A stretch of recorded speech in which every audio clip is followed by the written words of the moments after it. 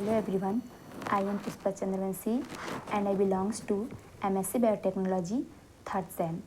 I am going to explain in fungal infection histoplasmosis. तो first हम इसका introduction देखेंगे, सिम्टम्स देखेंगे, कॉजेज देखेंगे, treatment and prevention. So first introduction. Histoplasmosis is a fungal infection caused by Histoplasma capsulatum, a diformic fungus found in soil, particularly in areas contaminated with birds or bats dropping.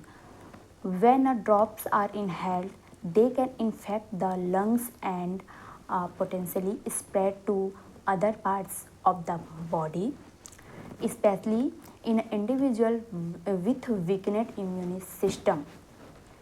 यह soil के ज़रिए होता है, birds and bats के contaminate हो जाते हैं उनके वजह से सॉइल, जो हमारे सांस लेने से हमारे लंग्स में जाती है, हमारी बॉडी के अदर पार्ट्स को इन्फेक्ट करती है, और यह उन लोगों में जल्दी होती है जिनकी इम्यून सिस्टम वीक होती है। Second, symptoms. इसके सिम्टम्स हमें 3 वे में दिखाई देते हैं।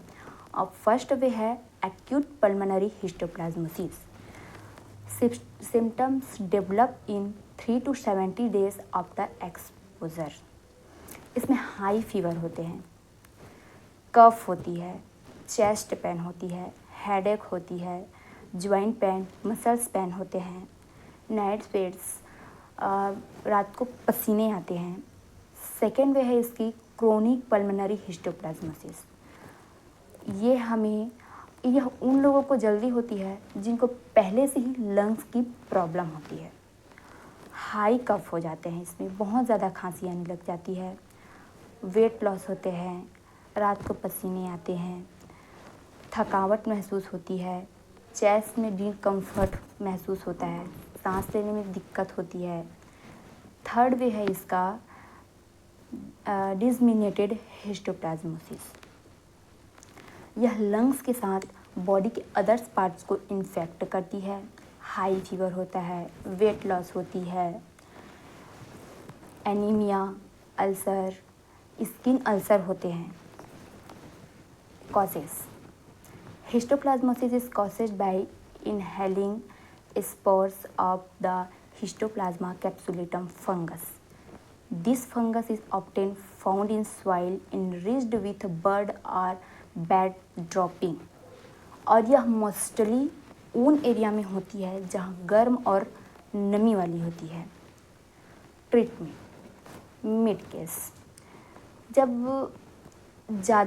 जब हमारी नॉर्मल रहती है, यह डिजीज़ जब नॉर्मल रहती है तो इसमें कोई ट्रीटमेंट की ज़रूरत नहीं होती है, ये अपने आप से ठीक हो जाते हैं।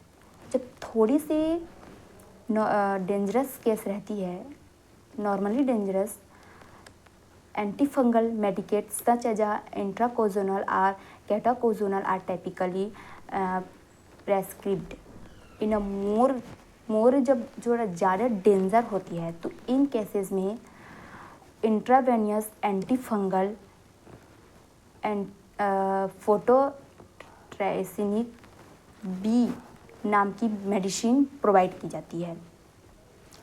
Prevention, stay away from area with significant birds और bats dropping, particularly during activities that distribute the soil. Mask का यूज़ करना चाहिए, कंटामिनेट जगहों में जाने से बचना चाहिए, प्रॉपर क्लीन रखना चाहिए।